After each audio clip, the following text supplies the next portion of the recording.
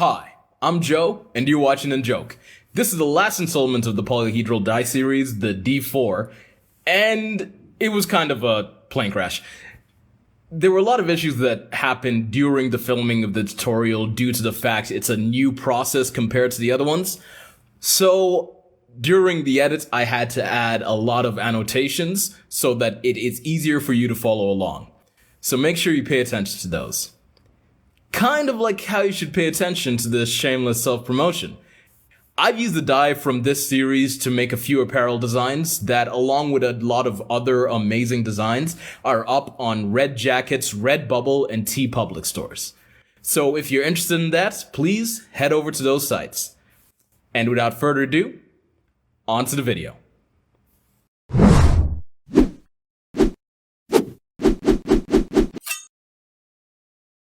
Okay, so the D4 should be a relatively simple die to model, but I've switched up the methodology just a bit so that it's either going to be faster or easier. I'm not sure which. We might sacrifice one for the other, but let's head into this.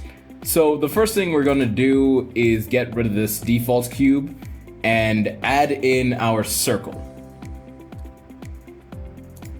Now, we don't want this normal circle, so we're going to go into the default values and change vertices to 3. This gives us the base face for our tetrahedron, which is a D4.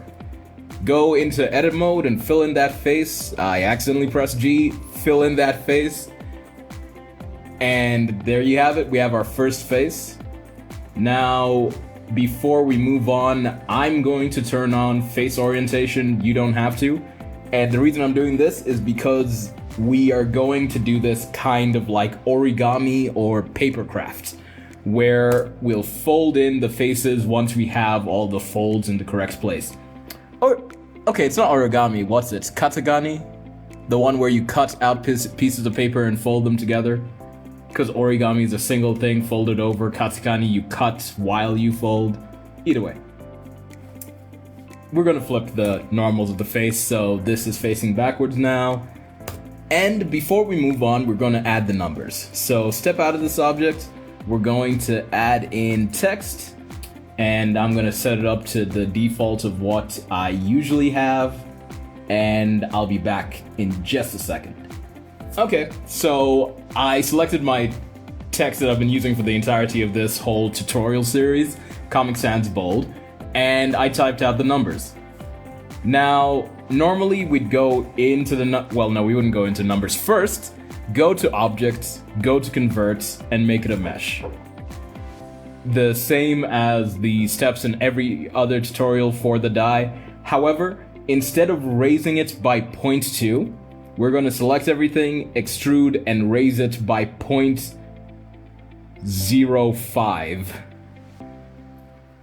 Now, the insane thing is that we're going to do that, and then we're going to shrink them. Well, okay, I guess I'm not shrinking them into Z, so it should be fine.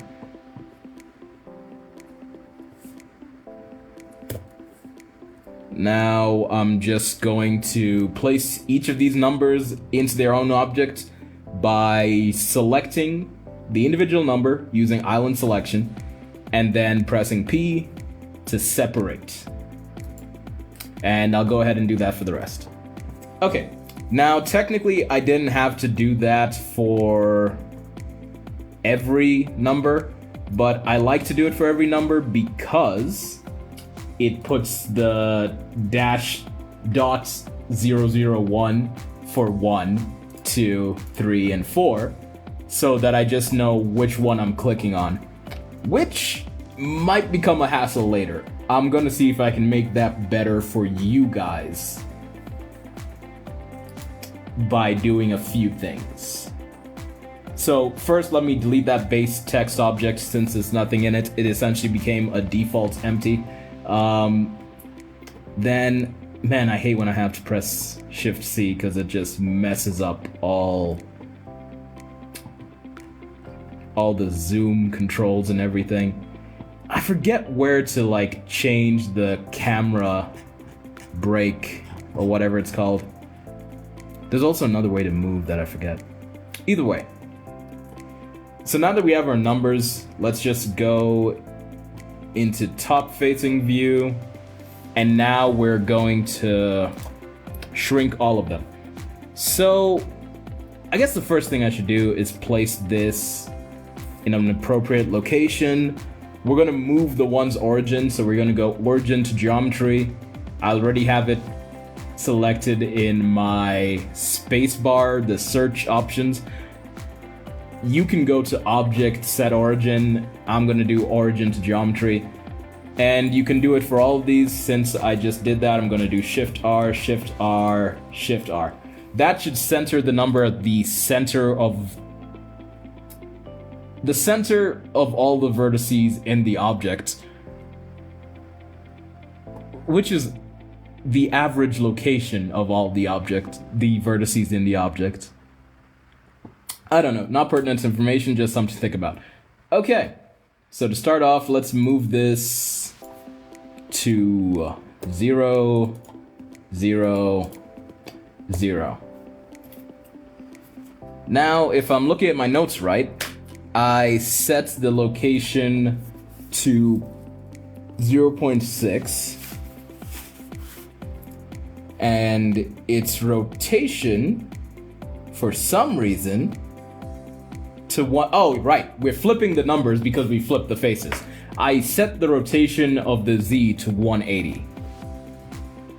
That was wrong. I set the rotation of the Z to 180. Yeah. Okay, my notes are wrong. I don't know why. Okay, sorry for the skip in editing. I just noticed my phone buzzed a lot during that last whole thing about rotating the 1. So, just to finish and clarify, rotate the 1 in the Y 180. Okay, just a quick note. I'm gonna probably slot this in the middle of an explanation when I go back to editing, but because we needed to change the engrave method, all these numbers need to be rotated back to 0 back to 0 degrees in the Y.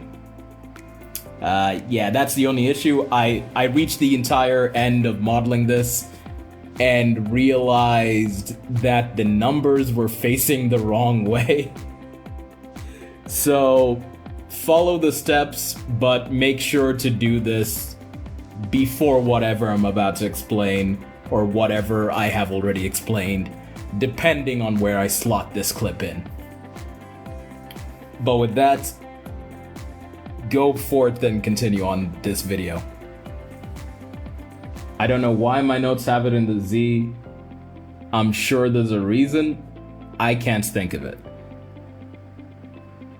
So when that's rotated, I was debating on how far I should scale this, because it becomes annoying at some point. Scale Shift Z 0.8.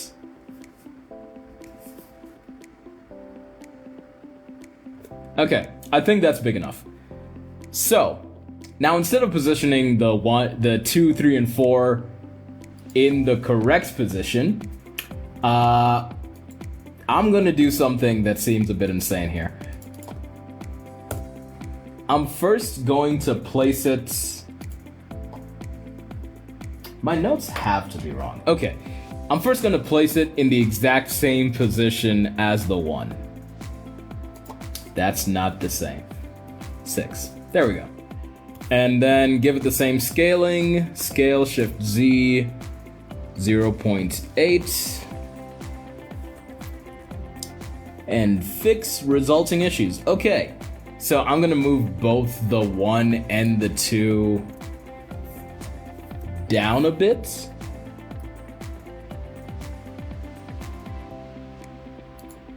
So that they share the same position. Actually, you know what? No, I'm not gonna move the 1. I'm gonna move the 2 so the base rests in the same position as the 1. Quick pause. I'll get all the other numbers in the position I want it. Okay, so I got all the objects at roughly 0.60 for location, meaning 0.6 in the Y, and rotated 180 degrees in the Y, as well as scaled by 0.8 in everything but the X. So, now that I have all of them I adjusted them so all the bases are roughly where the one's base is. And yeah, I can easily select all of them because they have parts that aren't overlapping. So that's good. So now that we have all the numbers, we're going to want to, for I think your ease, I didn't do this myself when I did it in my test. You're gonna group this into a hierarchy. So select, create new collection. I forgot they were called collections, my bad. Okay, place this new collection here, call it numbers. We're gonna be duplicating this, so numbers 0.000. That looks like a comma. How did I hit comma? 0.000. There. And we're gonna drag all these text objects into that collection. Good. Now, select collection.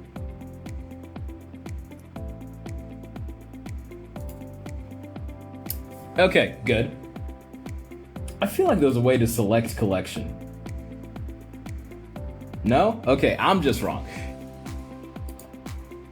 Select objects in the collection. We're going to... No. You know what? The easiest way is to try and duplicate this collection. Duplicate collection. Now we have 0.001. We're going to select all the objects in that collection. Switch the median point. Switch the transform pivot point to 3D cursor. Make sure your 3D cursor is in the center. The center will act as the center of our triangle. Since we have not moved our triangle, you shouldn't have moved your triangle.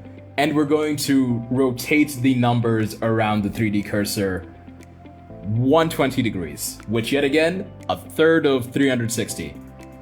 Unlike the other time, this time I'm correct, we're rotating 120, not 60. So with all of them selected, R,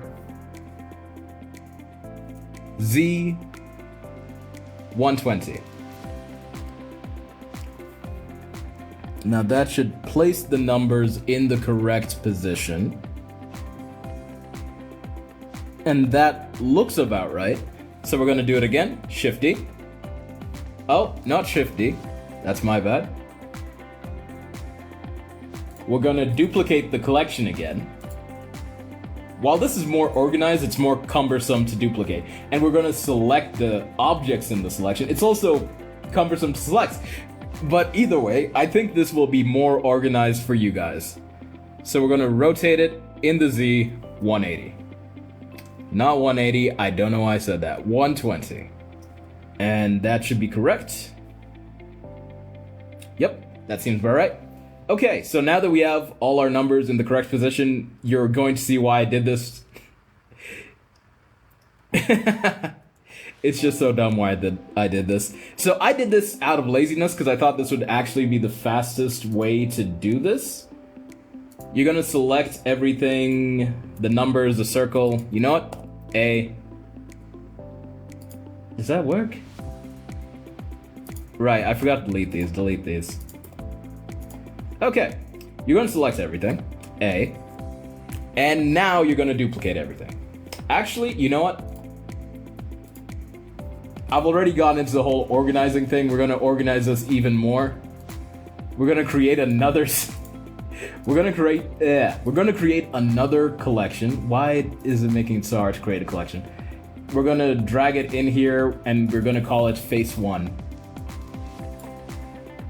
Just because I know there's gonna be a bunch of objects, this will just make it easier.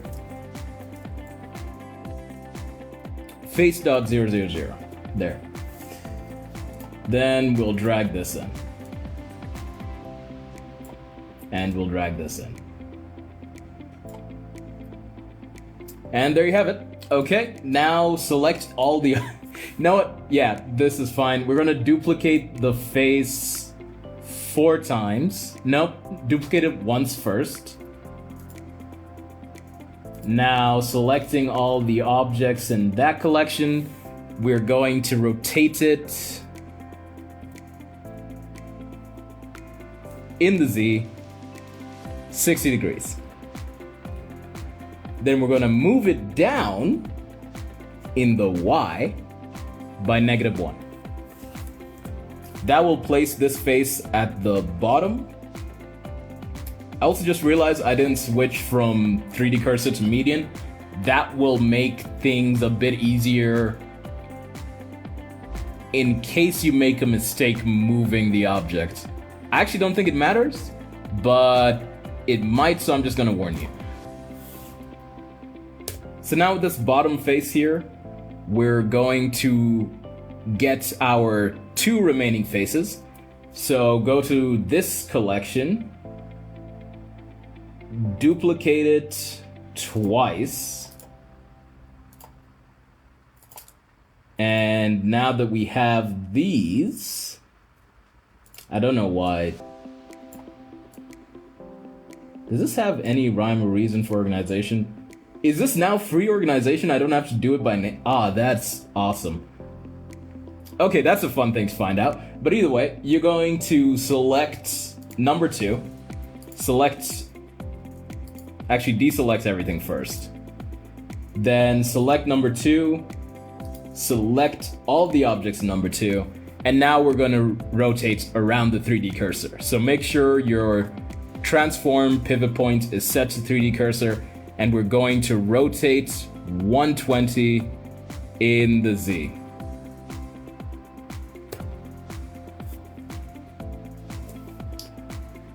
Select number 3. Make sure you deselect everything else. Shift C, make sure that's centered. Select all the objects in collection for face 3.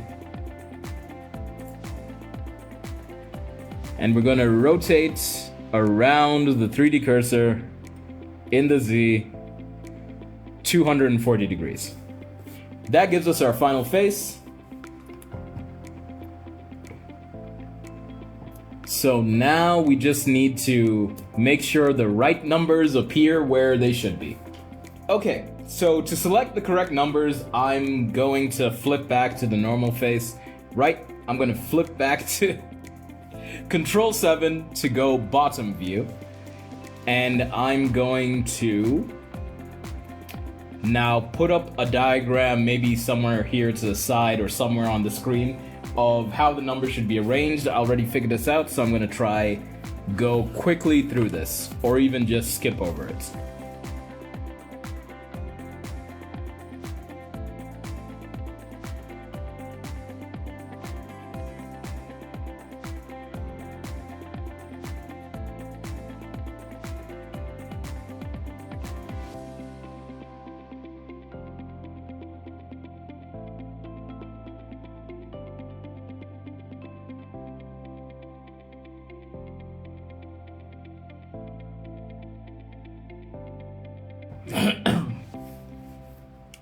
Okay, so there you have it. The easiest way to kind of just remember this is that the center face starting at the bottom will be 1.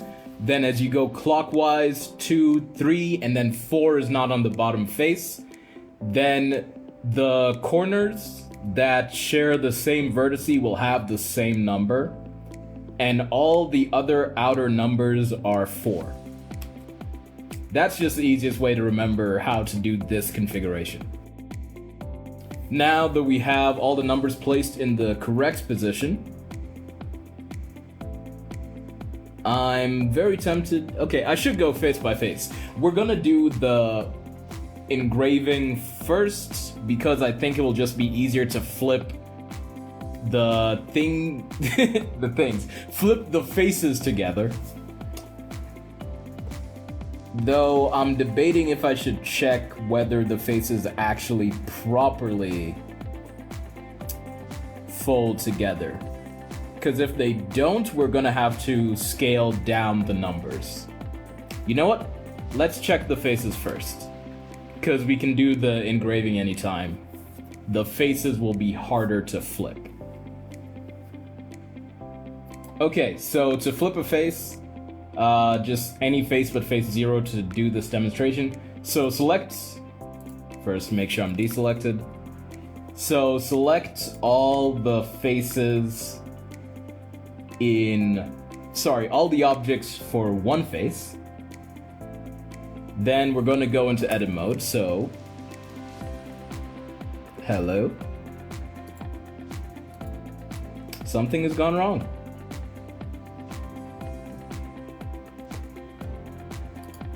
There we go. Okay, make sure you have an active selection. Then go into edit mode. You're gonna want to select everything. This is gonna become a bit weird. Go into edge select mode and select this bottom edge of the triangle. Now with this bottom edge, we're gonna rotate it by the, I don't know what it's called. I just literally found out this name, but I can't remember it.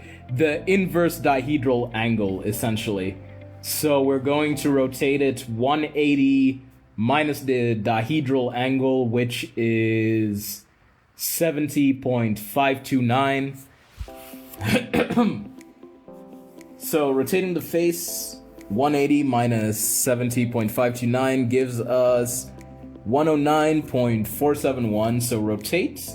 We're gonna switch the transform pivot to active element, the rotation to local, and we're gonna rotate around the Y. That's not your local Y. Reselect that, rotate around what?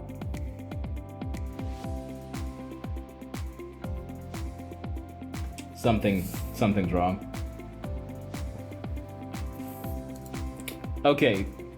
Transform orientation normal. So rotate around Y. There you go. Now we're going to rotate around Y by 109.471 negative, which maybe okay, I'm going to try something real quick. Let me try actually rotate, but no, because it won't work. Yeah, no, disregard it. So rotate around the Y, 109.471 negative, and that will fold your face up. Okay, I just wanted to fold one face, so we'll see. Nope, the numbers intersect there and there, meaning they're too big. So we'll just undo that, go back, and now we're gonna have to shrink all the numbers. And now, no touchy. No touchy. Okay, so now that I know that the faces are in the correct place, let's just quickly undo that. And we're going to engrave the numbers so that the face is easy to flip. I think it will be easy to flip. This is the first time I'm doing it in this order. So for each face, what we're gonna do, we're going to go into the circle.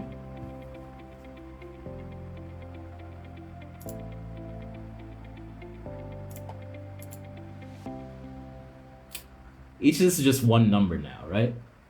Okay, quick thing. We're gonna reorganize this back into a single collection. Then we're going to delete the empty ones and make sure the numbers match. Okay, so to engrave the faces, it's kind of the same as always, except now our organizational structure is different. So we're gonna go into the modifiers, we're gonna go into deform, I believe I'm wrong, generate boolean, and now we're gonna select operand type, collection. Collection will be number 0 since we're working on circle 0. technically. It should be a triangle, but circle 0. And I believe that should work. Let's just go ahead and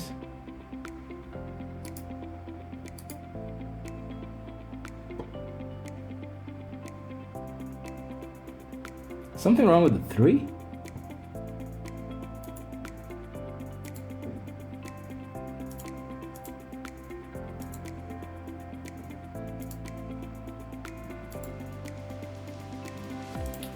You know what? Maybe it's just me. Okay, so set the difference. We're going to quickly apply that. Now, just in case I'm wrong, vanish numbers. Oh, see, that's what I was worried about. So the 3 actually copied perfectly,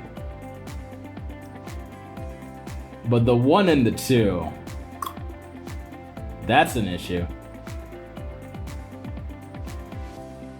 Okay, give me a second. I'll be back with the solution.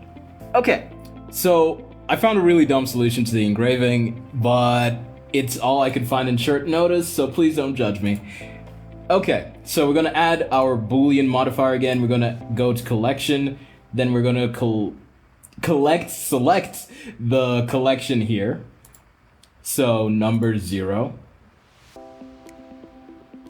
Wait for it to process. Okay. Once it's done processing, we're, instead of using difference, which we normally use, we're gonna do union. And the stupidity kind of doesn't end here, because after union, we're going to go into edit mode for this face and we're gonna flip the normal. So we flip the normal once just to flip it back again. Kind of sad, but it's also what we have to do. So yeah. Doing that, if I just hide these numbers, now you can see the engraving is... Hold a second. That one doesn't need to be flipped. What?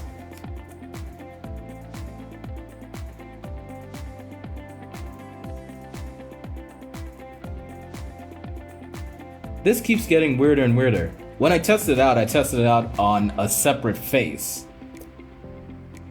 And that face's normals had to be flipped.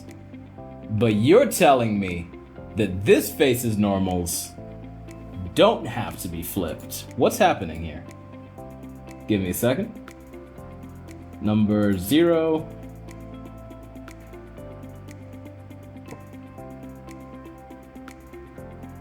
No, okay, they do.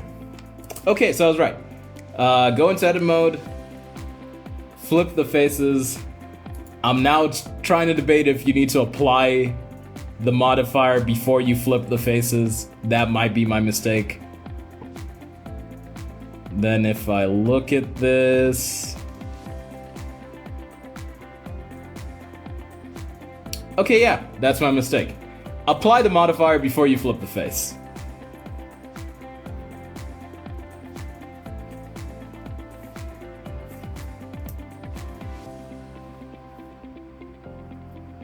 Wow, my computer's just, it cannot process all this graphical information all at once. Okay, applying, I hope Blender doesn't crash. Okay. So yeah, now that we have it applied, I can go in and flip the faces.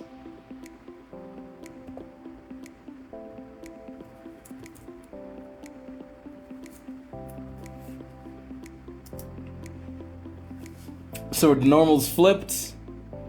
This will be our outside, and we're going to repeat that with the other faces, and I'll be back because I'm not sure my computer can handle doing all that while recording. Okay, so once you have all the faces with their numbers engraved, man, the video can't take all of this for some reason. Oh, it's lagging so much with the recording. Okay, I'm just gonna fold over one face and we'll cut to all the faces being folded. If we find any issues, I'll correct them as we go. So, we're gonna do our rotation. Again, we go into the face with... Do I need to select everything? Yeah.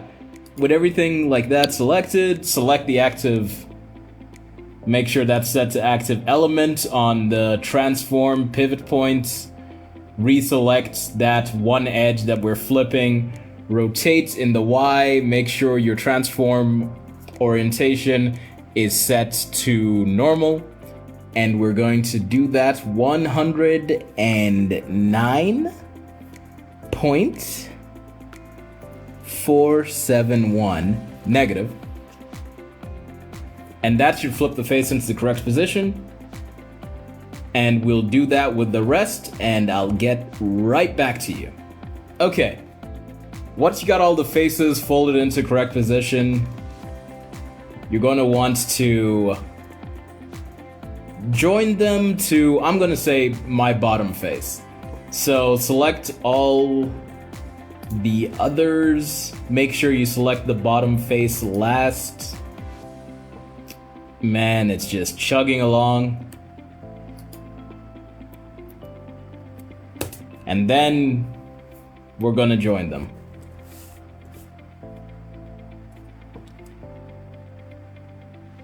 After it's joined, you have the option to move the origin to the center. I'm going to. You don't need to. Origin to geometry. And now we technically have our completed D4. I'm just gonna go in and join vertices by distance, merge by distance. 7 vertices. I think that's 1 too many. No, that's 2 too few. What? What's 7 vertices joined? Oh, okay. It's missing this one. Select that. Merge by distance. 8 vertices.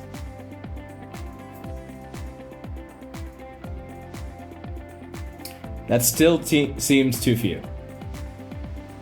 4 times 3, it should be 12.